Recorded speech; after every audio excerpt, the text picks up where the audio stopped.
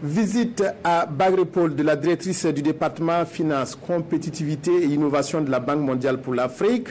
La Banque mondiale appuie le projet de pôle de croissance de Bagré à hauteur de plus de 57 milliards de francs CFA. L'émissaire de la banque a pu se rendre compte des avancées dans l'exécution du projet. Un taux d'exécution estimé à 94% et qui indique que le projet est dans sa phase de finition.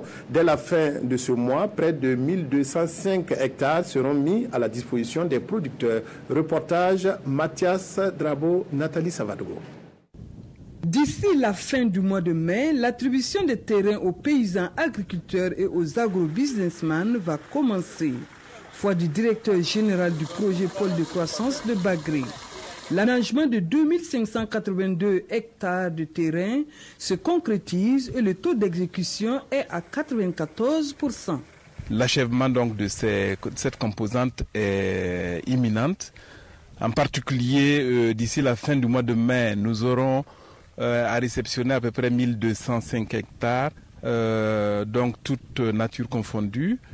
Et en principe, nous aurons donc réceptionné les 995 hectares supplémentaires, ce qui ferait au total donc les superficies dédiées dans le cadre du projet des 2582 hectares. C'est une satisfaction totale qui se dégage du côté de la Banque mondiale, principal bailleur du projet. Jusqu'ici, c'est plus de 57 milliards de francs CFA qui ont été investis. Et la directrice du département Finances pour la zone Afrique de l'Ouest a une aide supplémentaire de 25 milliards de francs CFA pour la réalisation d'infrastructures. Je suis très contente d'avoir ce qu'ils ont déjà accompli dans les années passées. Nous avons récemment reçu une augmentation de financement approuvée par notre conseil d'administration de la Banque mondiale, 50 millions de dollars pour faire une extension. Comme tous les canaux sont déjà terminés, mais pour faire l'extension de 250.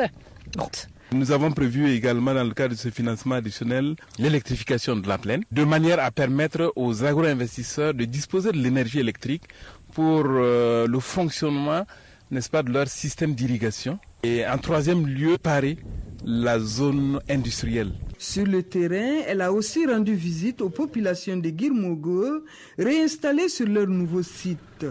L'enjeu ici, c'est de pouvoir leur attribuer des parcelles sur les terrains aménagés. Ici, Consolate Roussagara s'informe sur les taux de remplissage du barrage qui est de 1,7 milliard de mètres cubes. Un barrage qui a connu des difficultés de remplissage pour cette année.